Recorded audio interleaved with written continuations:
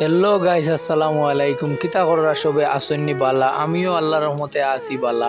তো আজকে সকাল সকাল গেছিলাম একটা ফার্নিচারের টিকো গিয়া।